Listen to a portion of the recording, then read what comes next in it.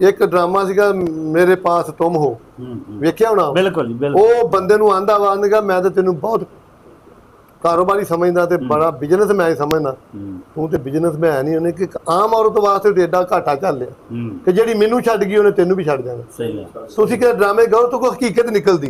उन्हें कहा तू बिजनेसमैन नहीं गा, एडा तू बिजनेसमैन हो के एक ऐ औरत दे मगर जिन्हें मेरी कदर नहीं की, क्योंकि वो मुखलिस है ना, दानिश मुखलिस मुखलिस। उन्हें कहा भी जदों मैं जान लगी तू मैनू फड़ लें, डक लें।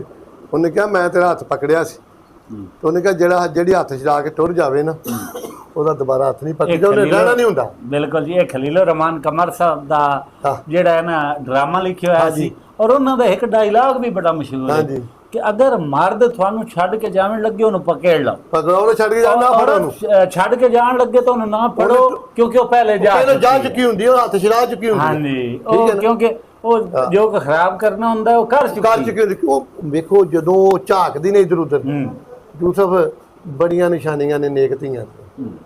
ਨੇਕ ਧੀ ਪਿਓ ਦੇ ਮਗਰ ਬੈਠੀ ਹੋਵੇ ਤੇ ਇਧਰ ਉਧਰ ਨਹੀਂ ਵੇਖਦੀ, ਨੇਕ ਭੈਣ ਭਰਾ ਦੇ ਮਗਰ ਬੈਠੀ ਇਧਰ, ਨੇਕ ਬੀਵੀ ਖਾਵਨ ਦੇ ਪਿੱਛੇ ਬੈਠੀ ਹੋਵੇ ਇਧਰ ਉਧਰ ਨਹੀਂ ਚੀਕ। ਇੱਥੇ ਅਸੀਂ